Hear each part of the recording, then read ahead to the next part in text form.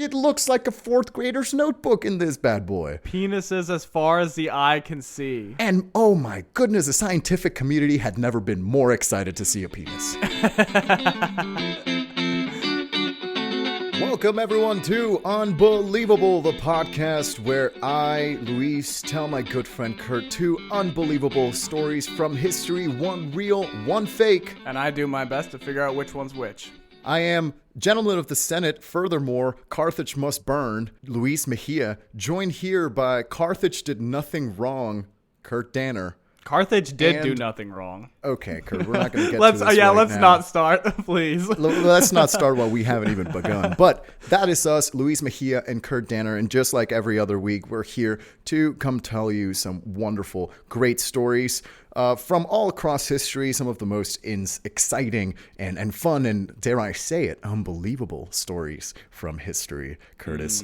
But before we get started, because I'm going to be taking the reins today, we want to give Kurt a little opportunity to flex his historical knowledge on us. So, Kurt, why don't you tell us a quick fun fact to get us started, to set a foundation on determining what is real, what is fiction. Take it away, Curtis. Yes, I would love to. But first, I would like to remind everyone that the score of our game is currently 9 Luis to 5 me. And, you know, this can go one of two ways. I feel like I'm either having my triumphant sports movie comeback moment. You know, I've been kicked down, but now I'm going to come back. Or I'm slowly marching towards the gallows. So we'll see. This could be my last stand here. It is a very decisive episode, Kurt, so you better bring it. It's all on the line. But without further ado, my fast fact. Did you know, Luis, that when choosing the national bird, Benjamin Franklin urged the founding fathers to consider the turkey as the national bird instead of the bald eagle? Yes, Kurt, I did know that. And that is an amazing, incredible fact. I love it.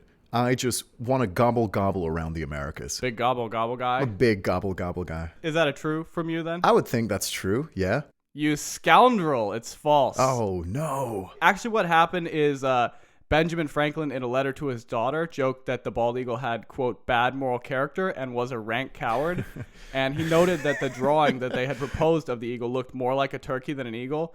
And he commented that the turkey was a bird of courage who would not hesitate to, quote, invade his farmyard with a red coat on. So it was completely a joke in a letter that he mentioned one time that has come to mean to many people that he was a huge proponent of making the turkey the national bird of America, but that's not really accurate. I have been duped.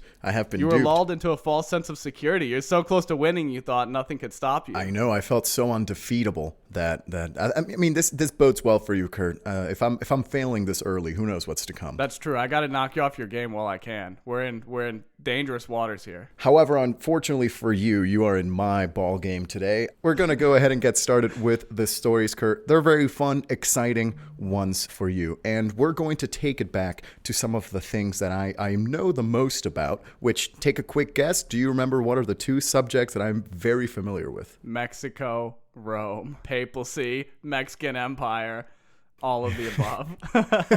Yes, Kurt. So we're actually going to be talking about Rome today. We're back to it, back to the great big boy that is Rome. That's why we started off with some Carthage jokes this morning. And do you think out there, if there's parallel universes, there's a timeline that contains the perfect Luis Mejia historical story, that it's like Rome sent the Pope to be the Emperor of Mexico, and then he lost the Declaration of Independence and stole all their historical maquahuitls.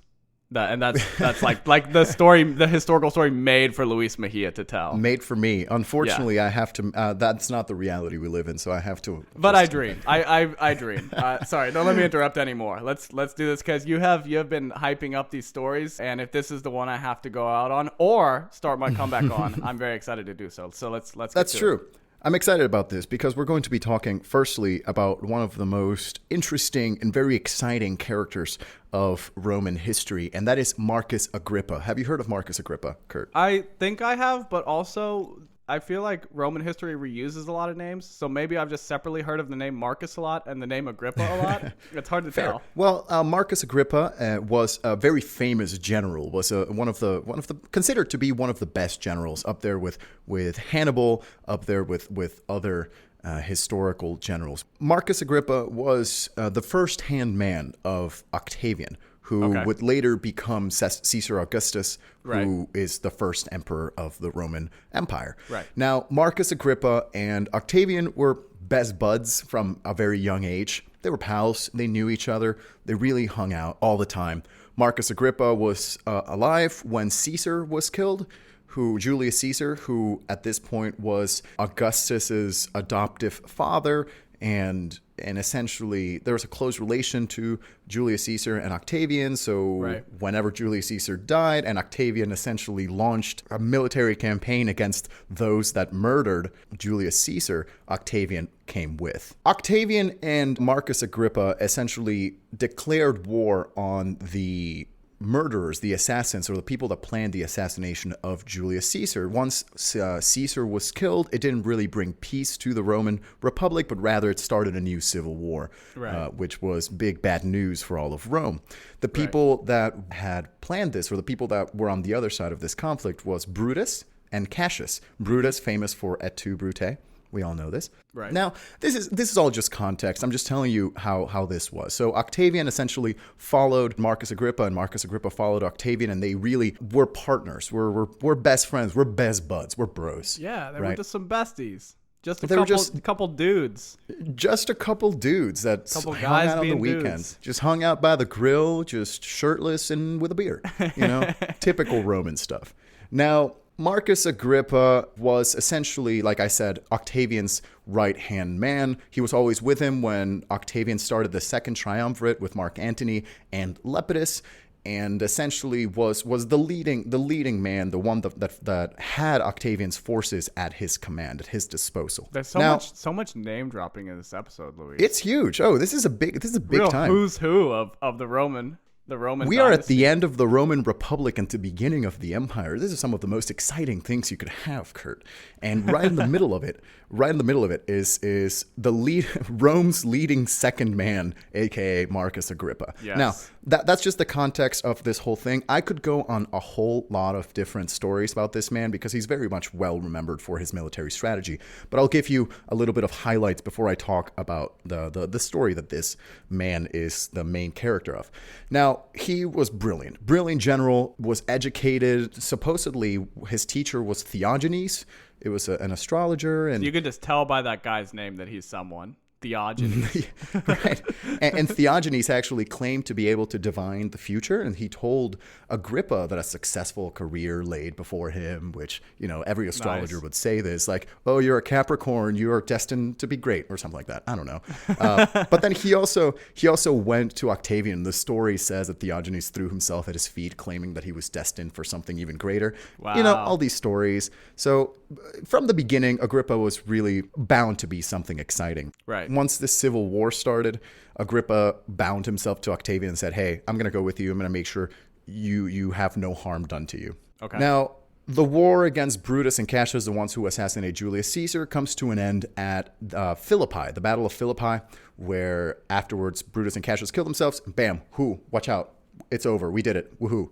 Let the good times roll. Let the good times roll. At this point, people are freaking out. They're like, okay, sweet. The Civil War is over. Octavian is rocking out the West, and Agrippa's just hanging on there with him. Octavian's at his podium like, ladies and gentlemen, we got him. We got him, right.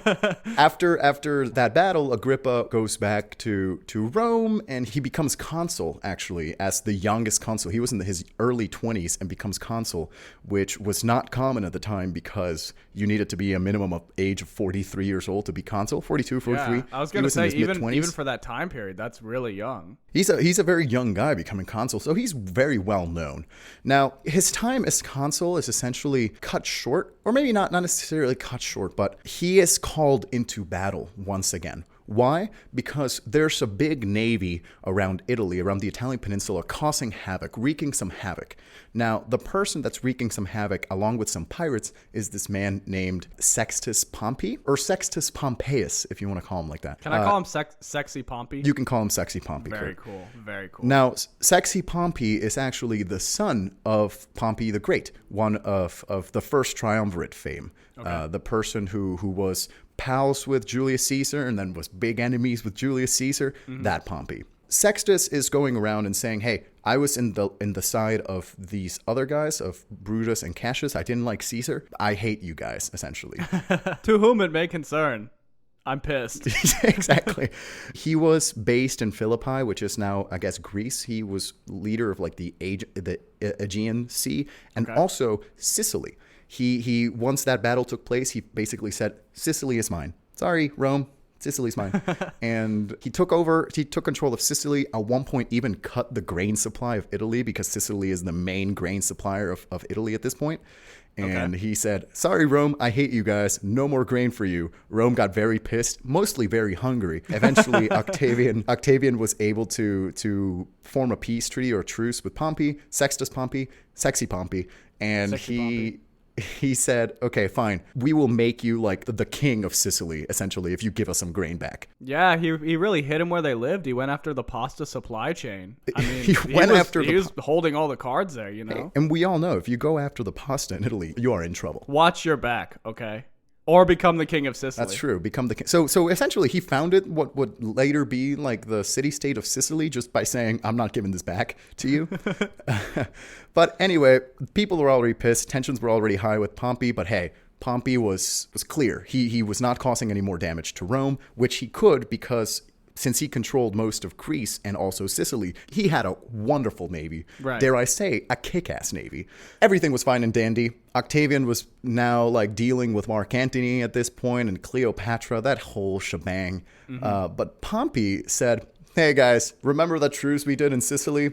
Not going to do that anymore. and he decided to cut grain again. He's a real troublemaker.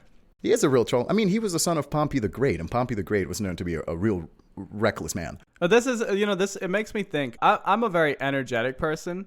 When I was in elementary school, this got me in trouble a lot because I'm not someone who can focus on busy work for very long. But there were times in elementary school where there would be other kids who were like causing more problems than me. So I learned that it wasn't that I had to behave. I just had to be like the least bad behaving. You know, it's kind of like people say, if you and your friends see a bear, you don't have to be the fastest runner. You just don't have to be the slowest. Yeah, right. You know, he had a good deal going. You know, he was a troublemaker, but Rome's got a lot of troublemakers going on. That's true. So he was flying under the radar, not being the worst troublemaker. But he said, you know what?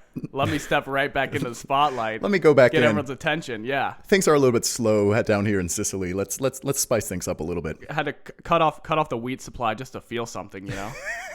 We've all been there. He's just looking for meaning in his life. You know, he's getting older. His best years are behind him. I don't know what age he is. Yeah. Sometimes you just see the wheat, just all the grain out in the fields of Sicily, and you say, you know what? This is mine. At the end of the day, he bought a new convertible. He's planning a trip to Vegas, and he's like, no, you know what? Let me cut off the wheat production. That'll give my life some meaning. Well, anyway, he cuts off the wheat, and essentially cutting off the grain supply to the rest of Rome signifies war. So he declares war on all of Rome. Octavian says that ain't gonna happen. So he sends a campaign over to Pompey and his pirates. And this is around Pompey and the boys. This is around 36 BC. And Octavian says, hey, here you go. I'm gonna fight you. I'm going to fight you in the coast. Look out. Here I come. Look out. Here I come. Coming. And Octavian really didn't realize just how good Pompey's navy was. Easily gets crushed.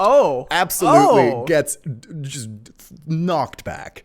Sexy Pompey came to play. Sexy Pompey is not afraid to go out there and just wreak havoc. Ready to throw down, for sure. Now, Octavian comes running back to Rome very sad and very wounded.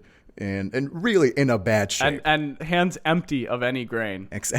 Absolutely no grain. Absolutely no grain. And you're telling me this man's going to become emperor later? Nah, don't believe it. Losing territory of the Aegean Sea, any percent speed run, grainless. Yes, he goes back to Rome, and guess who's in Rome? Well, Octavian's bestie Foresti, Marcus Agrippa. He's consul. And he says, hey, pal, could you please like deal with Pompey? Please, this he really did me in. Please help me out. And Marcus Agrippa says, hey, of course, you're my best friend. I am going to do this for you. So he leaves his consulship and goes to try and fight Pompey. What does he find immediately? Pompey's navy is very good. and they've essentially have control of the entire Italian coast. So what are you going to do? You step foot at the beach and Pompey's going to be there with archers ready to murder. And Rome, at this point, really not known for being an incredible sea power, you know? Right. Mm-hmm. They're a land-based unit mostly, and they're known for warfare. Right. They're good at warfare, but their navy at this point is not huge. I mean, they have a lot of the Mediterranean, but not a lot, or at least not as good as Pompey because he's got Sicily. And what does Sicily have? Fishermen. And what do fishermen know how to do? Boats. And so Pompey really has a monopoly, just a stranglehold on the boat sector. Octavian goes to Agrippa and says, "Hey, the only way we can destroy Pompey is building a navy." To which Agrippa says, "What? No, there's no way.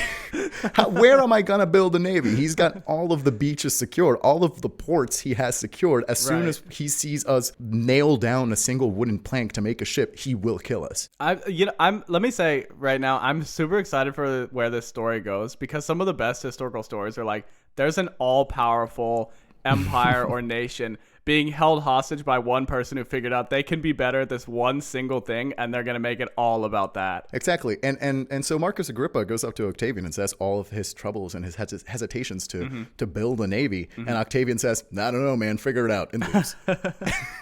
He said, "I'm delegating." Yeah, exactly. "Hey, man, not my problem. Sorry, I'm the ruler of the entire West. Yeah. My bad." You know? So Agrippa gets to thinking and he says, "Okay, the only way we can train a navy is to do it somewhere inland. We can't be out for the world to see. So what are we going to do?" He finds a lake just somewhere in southern Italy. He finds a lake, Lake Avernus. Okay. And he decides to start training his troops in this lake. Well, what other chance has he got? This is the only place that's hidden away enough from this man to actually build a navy. And he starts building a navy over the winter. You know, he does what no one expects, is just in the winter, just training a navy and training a land battle. But now you have all these ships that you've built.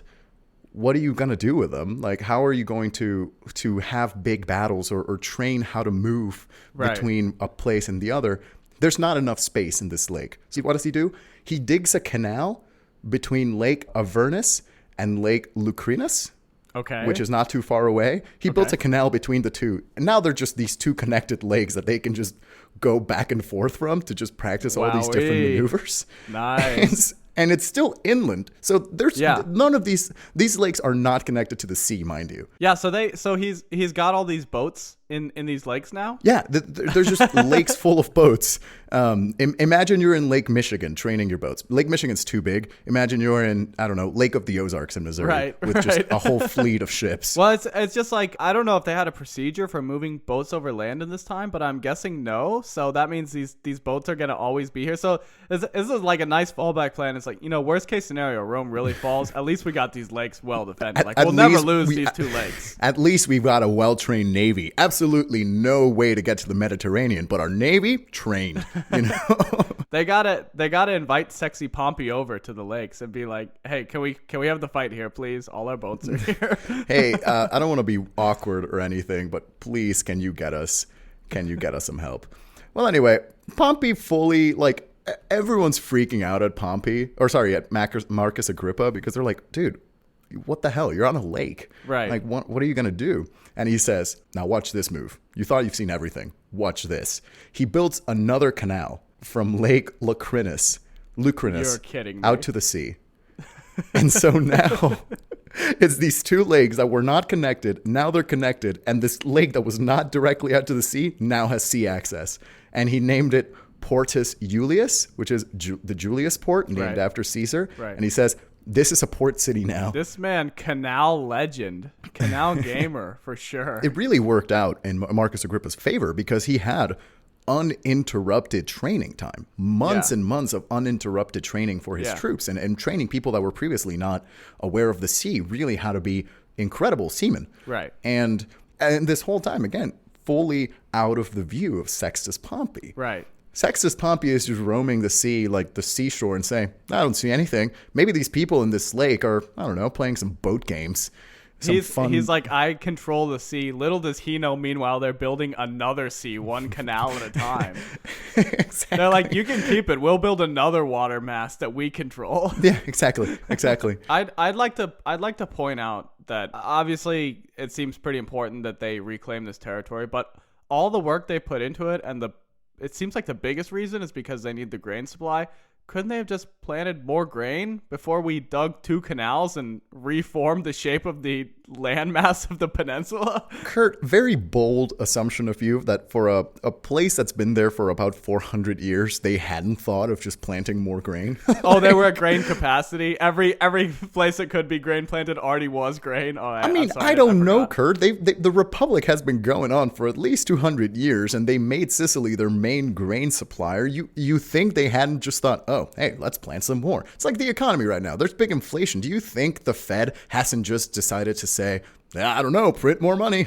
You know what I think, Luis? I think that in the very last episode of this podcast, you and I decided to say print more money. So I don't know where this stance is coming from of that you can't do this. We spent so much time last episode saying print more money. It always goes right. Plant more grain. Kurt, I'm afraid I cannot speak for ancient Rome or classical Rome at this point. Ridiculous. I will concede to the powers that be from that time. When it's the American colonies or the Weimar Republic, we're just planting and printing willy-nilly. But now that we got Rome in the mix, now you're on your high horse. I see how it is. Yep. Now we move on. We move on to the actual day of the big deal. The big deal of this. So Super Bowl Sunday. They decide, okay, it's time to fight. It's time to fight this man, Pompey, sexy Pompey. And now Marcus Agrippa has trained some of the best Navy men in the entirety of the Mediterranean Sea. Mm-hmm. So he goes out from his canal to the sea and meets sexy Pompey's navy to fight this battle. 300 ships he prepared to fight this battle. 300 ships. And Pompey also had around 300 ships at the time. Okay. So first of all, they meet off the coast of Naulacus, Sicily. Okay. And you can just imagine sexy Pompey's response to this. You're like, Rome doesn't have a navy. I don't care.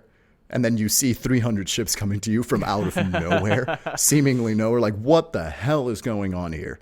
And Marcus Agrippa is leading the charge, and he goes out, and they get into war. And both with the maneuvers that they get into a little tiffy, and both with the abilities that the Romans had gotten, they really destroy sexy Pompey's fleet. Ooh. To give you an idea, Marcus Agrippa sunk 28 ships. Okay. 17 of them absolutely fled the battle, and the rest of the ships were captured by the Romans. Oh, that's tough. That's a tough loss. Marcus Agrippa lost 3 ships. Oh, wow. Okay, so it paid off. So like I said, I was Absolutely. Right that when you're the empire and someone holds you hostage doing one stupid thing, you got to do an even stupider thing, which is build a bunch of canals connecting lakes and then show up out of nowhere with 300 boats. Yeah. So he absolutely destroyed this Navy ship, and nobody knew what was going to happen.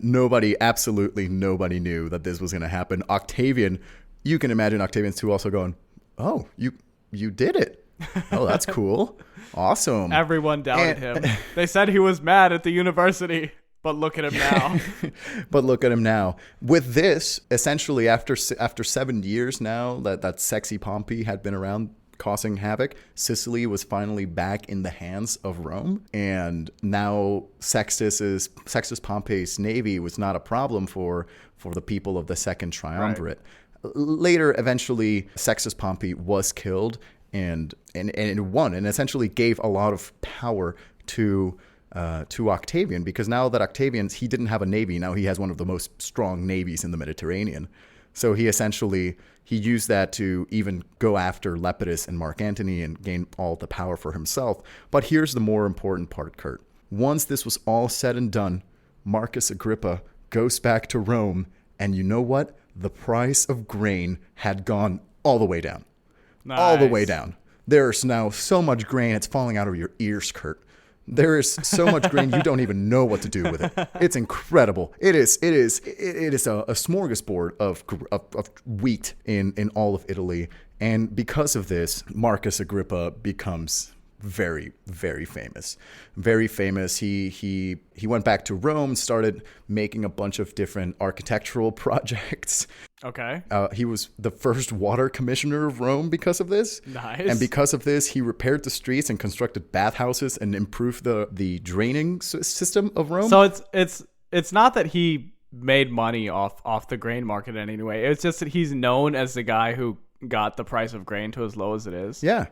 And so he just was great. He became a famous guy. He also went to a bunch of different rebellions, and he became the tribune of the plebeians. He had enough power to veto the Senate at one point.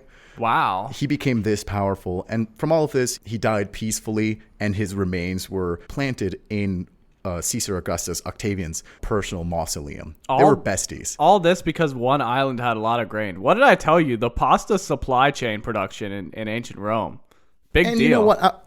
I could go on a whole lot of stories from Marcus Agrippa. He really is a fascinating character. But I really wanted to do this lake story because this man just said, we don't have a navy?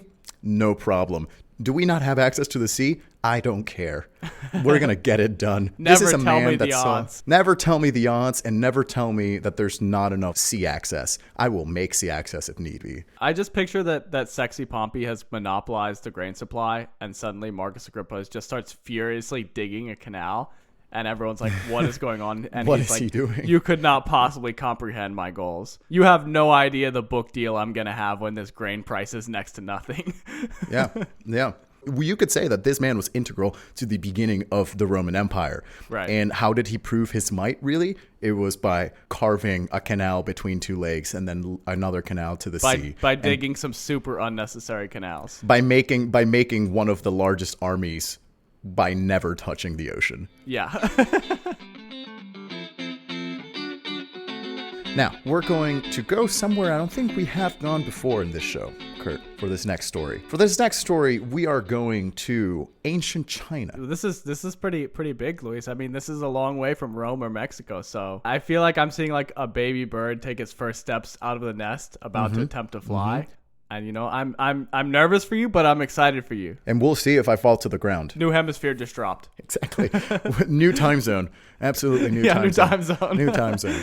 All right, let's do it. So, China, 1st century AD, approximately 142.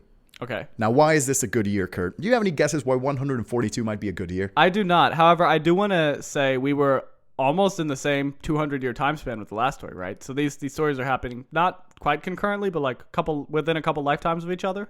Yeah. This is not terribly far away from 142. That's a very good year because this is the very first time there's any reference to gunpowder in any sort of capacity. Wowee. The first mention of this magic go bang bang substance. Yes. Really, and this is very exciting. As we know, gunpowder is one of the key features of warfare. Yes. That would be here for years to come. Even to this day, gunpowder essentially has driven so much of history. It's up there along with grain and the mosquito. You know, Now, we're at the moment of creation of guns, creation of fireworks. You know, this is the moment the American spirit was potentially born, right? and I'm just this moment. Yeah, Just exactly. this moment, yeah. And I'm glad you mentioned fireworks because back in this point, gunpowder was not used or was not planned out to be for warfare. Like Right. most I'm things guessing that they are didn't used. call it gunpowder in a time before they had guns, probably. Like, I just invented this new thing, gunpowder. Oh, what's a gun? Weird, I don't know, but we'll figure it out. strange, yeah. Someday the science will advance. We'll discover guns. So gunpowder initially was a substance that was made for alchemy. So Okay. those people that want to transfer, make an item into another item and Yes. hopefully get gold and become rich. Yes, love they some used, alchemy. They used it for alchemy, which, if you think about it, gunpowder is the closest thing to alchemy you'll ever have. Imagine being the guy that combines, chalk and saltpeter, and then you bang them together and an explosion happens. That must be That's the most true. exciting day to you as an alchemist. You'd be like, In- gold in- is right around the corner, no doubt. Like this is we have crossed the threshold. We are past the point of no return. Gold City, here we come. Right now, and not only that, it was also used for certain religious rituals because Like the 4th again, of July. like the 4th of July, where we bow down to our god. Big explosions. Big explosions. And all of both of these rituals, both alchemy and fireworks, were a way to get closer to the gods, if you will. What's a way to get God's attention, or the gods' attentions? To make big loud noises. And that's M80s. Yes. Yeah. And so fortunately for us, gunpowder is something that makes big, loud, noisy explosions. And not only that, you put a bunch of dye in there and makes a bunch of different colors. So as you know, fireworks were invented, and fireworks were even initially used as a way to, quote unquote, communicate with the gods. You're making big colors that they can see from our mortal planes, and it's really fun thing. Now, not only was it used in is that actually like a sense that people had that like making fireworks could be a religious experience? Oh, absolutely. No, definitely. Like that's the initial reason why fireworks were invented, was a religious ritual to get closer to the gods. Super interesting to me because like the story of the Tower of Babylon, of like, we're going to build a tower up to God. You know, it took people a long time Tower of Babel, that we're going to build a tower up to God. As you know, it took people a while to figure out, like, we don't have to build up there. We just have to shoot something up there. We just have to make sure he hears us. Yeah. You know? They had tried the like building up high enough to just walk into God's foyer, you know? Now they're like, just blow the thing up. Just throw rocks at their windows. Yeah. Like, really, at this point, we don't need to go inside. We just need them to come to us, you know? Exactly. Yeah. Now, very, very fun stuff. They were initially religious rituals. As we know now, they're not religious rituals anymore. That's how they started. Now, again, 4th of July, still a religious ritual. Exactly. Now, not only was it incorporated as in fireworks to make these religious rituals, so different uses of gunpowder would be used for different worships of different gods. So, for example, fireworks, they were to appease the sun god. Why? Because the sun is up there, and he loves fire, and he loves big exciting. So, and the name of the sun god was Tai Shen. That was the name of it. I apologize if I mispronounce my Chinese. I did take it in high school. It's very rusty. Now, they also would do this really fun thing with gunpowder, where they would either throw gunpowder at water and find ways of having it explode underwater, so that it would cause like artificial rain, so that water would splash up and would fall down on them like artificial rain. Very cool. This is to appease the water god Gong Gong. Or they would even throw like balls, like rice balls full of water, and then, not rice balls, but like rice paper balls full of water up into the sky and have it like explode so it rains. So again, artificial rain. I like this form of worship, is that like take every god we have, and the way we honor them is like, what's their main thing plus an explosion. Oh, well, you're going to have a doozy with this, Kurt, because what did they use gunpowder for? To also please the fertility god, Guan Yin. Okay, I'm nervous. Now, how do you think? I'm real nervous. Now, before we move on with all of this, throughout time, there's been fertility gods, right? Yes. There's been plenty of fertility gods in every single culture. It's one of the main forms to worship is with phallus-shaped objects. You know, it's like the most inherently fertility thing around. It's just the shape of the penis. Funny enough, one of the most common ways to archaeologically determine whether a civilization was quote unquote advanced to have a religion is to look for imagery or different phallus-shaped objects in their culture. Interesting. And it's interesting because you actually see it in places like Rome. If you go to Pompeii, you actually see a bunch of shapes of penises just on the walls, carved on the walls. And that was a bit... you also see it in certain Egyptian fertility gods, like the story of Osiris, I believe, or one Egyptian god is that they cut their penis off and throw it to the ocean, and then another one was born because of it. Things of the sort. Even Classic. and we all love it. We've all been there. We've all been there. Well, another story, and these were cultures that were formed independently of one another too, because you also see it in Mesoamerica. So here in the Americas, like Toltec different times, or where I'm from, Totonac figures have huge penises, just dragging these bad boys, and all of these to represent fertility and I think there's something cool that there's like this innate human thing to draw penises in your school notebook. You know, like civilizations have been doing it since the beginning of time, and it's made it where like no matter what major civilization it is, you're gonna find some penises carved somewhere. Yeah, why do you Everybody's think I always drawing penises in the margins of their notebook? You know. Yeah, why do you think I always drew penises on my school tables, Kurt? Because I always reply to the teacher, "Hey, archaeologists are going to love this down the line. In 500 years from now, this is going to be incredible find." So I'm not vandalizing. I'm studying human history. exactly. Don't crimp my style, teach. Again, just an example that phallus-shaped objects have been around everywhere, and it's a huge thing.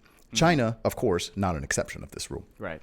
In the 1840s, around 1844, archaeologists in China came across this field with stone and bronze figures of penises stuck in the ground.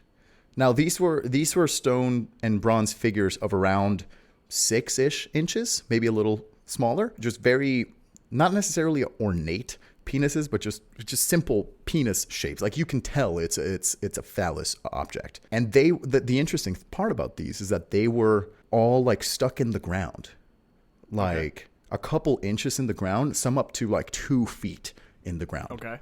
It was a baffling find, really. You come across this. That's a strange thing to stumble upon, for sure. Yeah, you walk across this penis field, and I mean, for some, it might be a celebratory thing. I mean, we've all wanted to be around a penis field, but it's a holy sight. Exactly.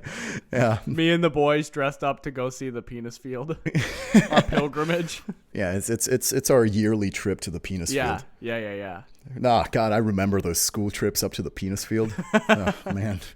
Anyway, these little figures are then dated around the same time of the first uses of gunpowder in this same region of China.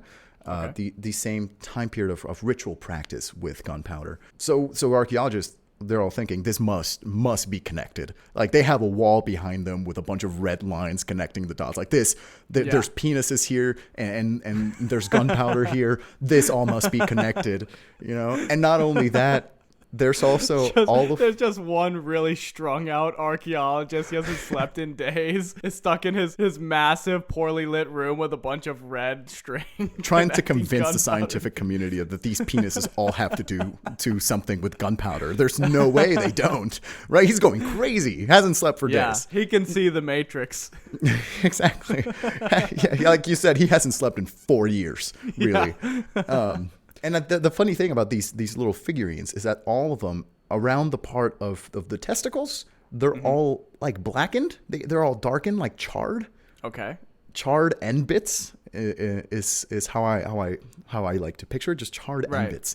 So there. Let me ask you, so I can picture. So you're saying they're stuck in the ground. Are they still facing upward? And also, the part that's stuck in the ground is not part of the shape, like.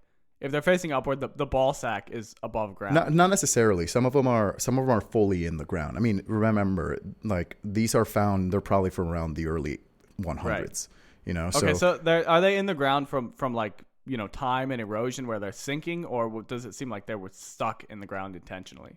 That's what we don't know, Kurt, at this point. Oh, no, that's what we have no idea. Have my big room full of red string and penises. And exactly. Well, here's the thing. Like, you're finding all of this around same places where, like, you're finding evidence of writing about ritual practices with gunpowder, but then you find this field of penises, and of course a bunch of theories are coming up. But there's this one guy that says, must be connected to gunpowder. Absolutely must be. Now, this goes on for decades, Kurt, for almost a century. It is now the 1920s. Okay. And the 1920s, at this point, China has become a republic. So there's been a lot of different public works that are coming through the country. Now they're trying to modernize the country, move away from the old colonial dynasties and all of this. Mm-hmm. So there's a renowned interest in archaeology. They do a whole gathering to do a bunch of digs, archaeological digs and things of the sort.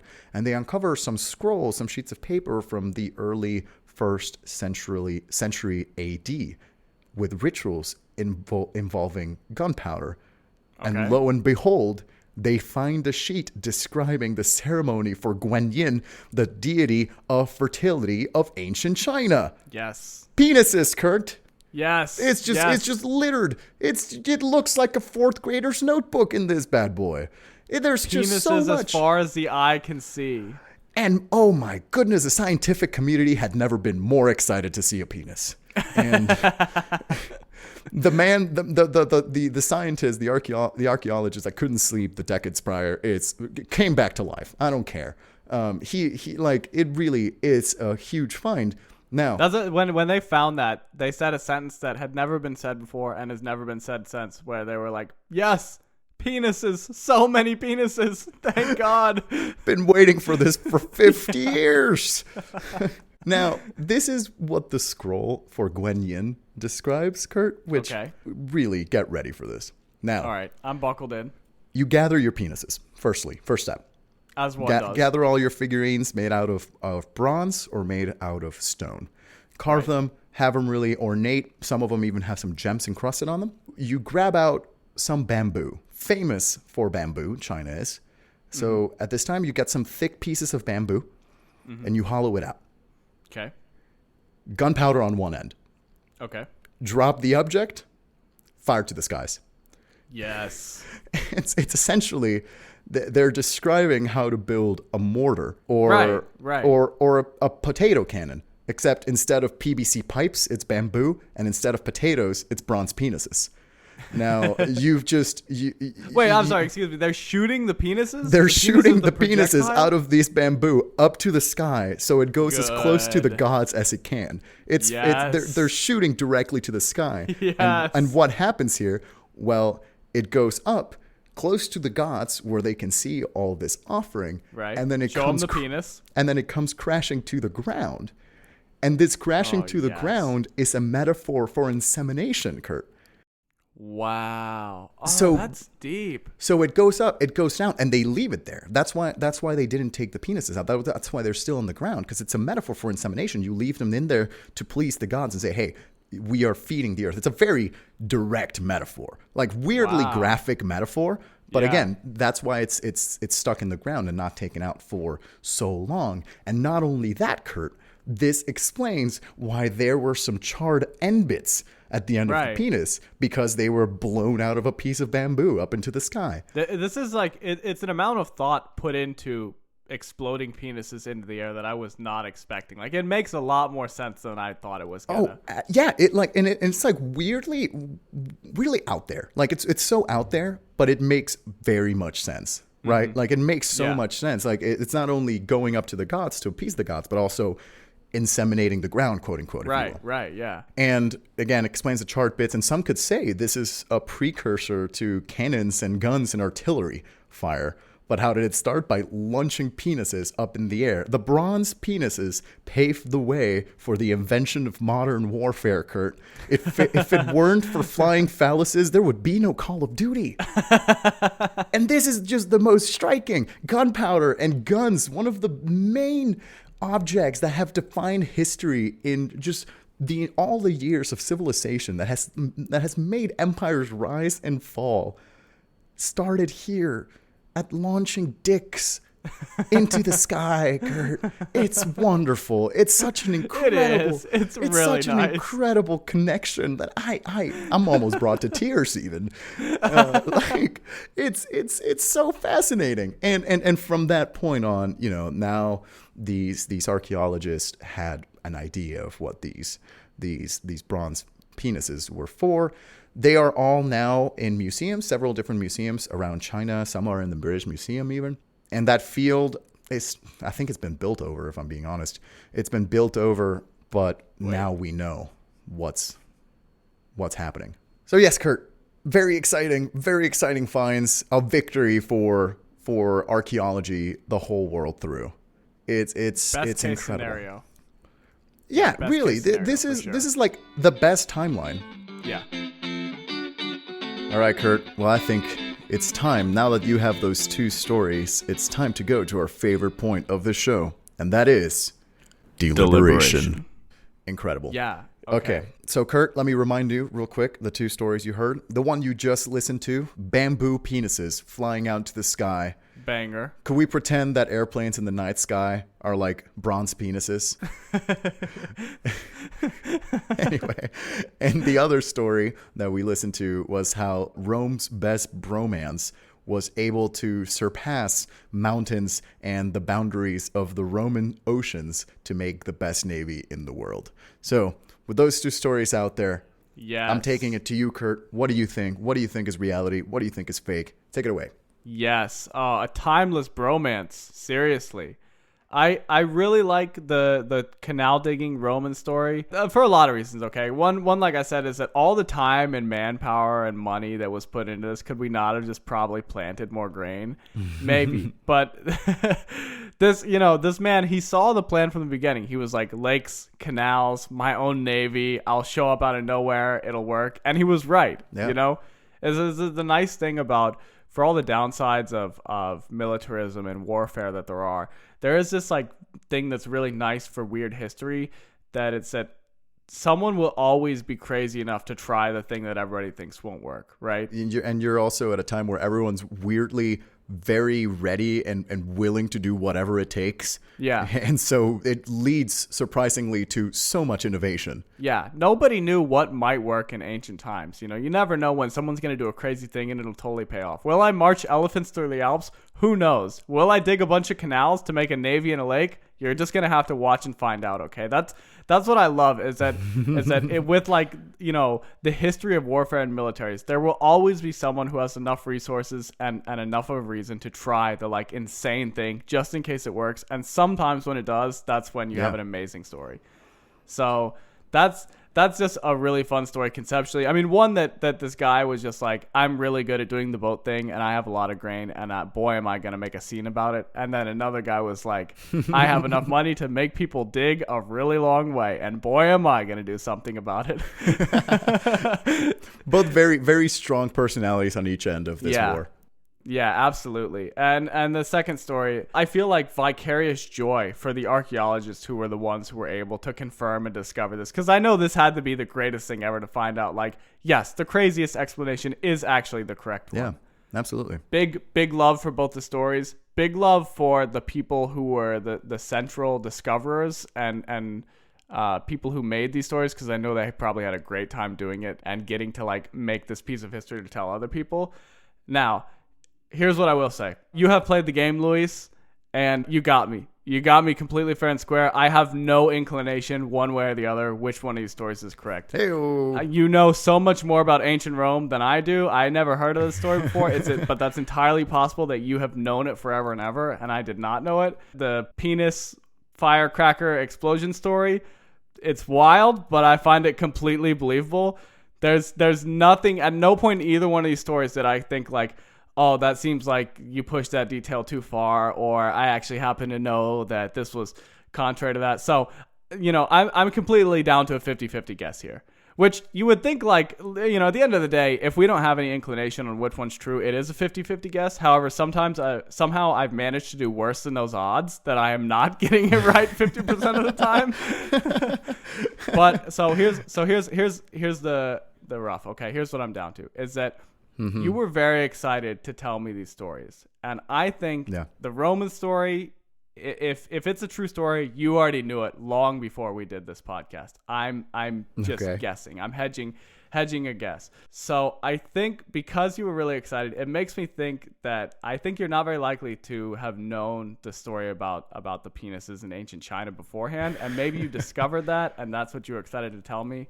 So based on that, I am going to say I think that is the true story.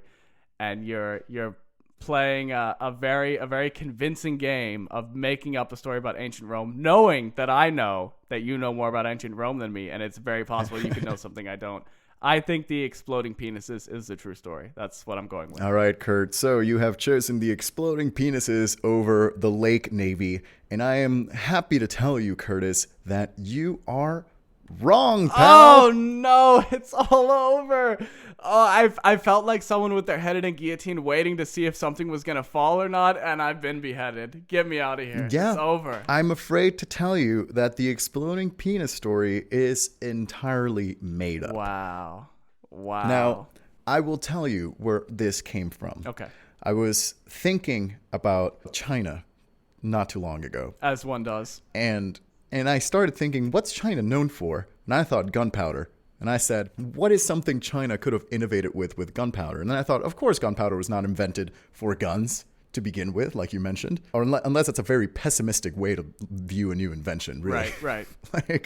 But yes, so that fully made up, Kurt. I'm afraid to tell Wow. you, like the entire story is made up. Now, the real thing that happened is the dates that I gave you. 142 is the first reference to something akin to gunpowder, and Guanyin, Gong, and the sun deity are all the real deities from this time. Right. And what I've mentioned about phalluses from around the world, like they are found around the world. I don't know if they mean civilization. I don't know if they mean anything for a specific civilization. Maybe they do, and I took a shot in the dark. But yeah, there's just penises around the world. Oh yeah, that was the only. Now I remember, that was the only part where I was like just in my head a little bit, because you were talking about phalluses representing fertility, and I was thinking in my head, like, I feel like a lot of the symbolism of fertility around the world, especially religiously, is like more feminine based. That like there are a lot of penises out there for sure. But it's also like there's a very Mother Earth thing going on. But then you brought it back with the penises falling into the earth. So I was like, oh, you got me. You got me both ways. So yeah, I mean, it's entirely a fully made up story. Fully made up story. Wow.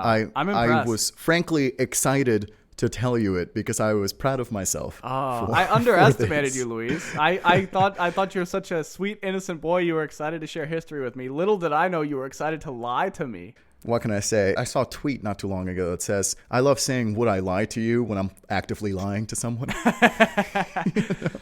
Now, there is some comfort to this, Kurt. Yes. The other story, the Rome story, you guessed correctly. I've known that for years. Yeah. I have known about this about Marcus Agrippa being great at a general and about him building a navy in a lake. That was actually one of the main inspirations for this podcast too, which made me very worried about me having told you this before. But apparently have you said this? Have you said this to me before? And maybe I forgot. I wonder. Maybe not you, but people close to us, Kurt. I've definitely shared this story. Yeah. Now, but I was very, very hesitant when choosing these stories on what to tell you, because I thought that this is something that I have definitely told you. But no, it is something I've known for a long time. You know, this is what I will say. Okay, to anyone who's listening, if you think I'm like bad at discerning reality from fiction. The thing is, because sometimes I listen back to the podcast and I'm like, how could I not tell right in this moment that Luis was lying to me? And the thing is like, as you can tell, I have critical thinking skills. It's just the problem is this is like a perfectly concocted trap that Luis knows me so well. He knows what I'm going to think before I do it. Like I have enough critical thinking skills to think, okay, if it's the Roman story, Luis definitely knew that for a long time. But you know that I know that. So then you're excited about it, and it doesn't give it away because you know I'm going to assume, okay, it won't be the story that I think you've known forever, because we both know you knew the Roman story forever. I'm in such a spider's web over here. I'm doing my best, everyone, but alas, I think I've fallen. I think this episode did turn out to be, in fact, my walk to the gallows. You did present your head to me on a silver plate. As I've done many a time. As you've done now for 10 times, Kurt. We have reached 10 stories told by me that you have fallen for, or wow. where I have succeeded over you. So now 10 to 5. You've bested me 10 times. I've bested you 10 times. And with this, we are going to do something very special. Stay tuned for what it may be. Anyway, Kurt, congratulations. You did one hell of a fight today. You had all the odds stacked against you, and unfortunately, you weren't able to tread water just long enough. But this was a good one to lose to. I'm extremely happy to lose to a story that includes explosion and penises. As we all are, frankly. As we all are, yeah. As we all should be, really. But with that, we have come to the end of this episode. Thank you so much for listening. Did you get it? Were you able to discern truth from fiction? Thank you for listening. Once again, this is Unbelievable with Kurt and Louise. You can find us on different social media. That's where you can tell us if you want, or if you just want to, I don't know, yell at us, you can find us there on Twitter at UnbelievablePC, on Instagram at UnbelievablePod. We're also on most of the places you can find podcasts. You'll probably be able to find us. And if not, well, I don't know, do whatever you want. Go outside, touch some grass. Don't mess with the Roman pasta supply chain. That's my advice for the episode.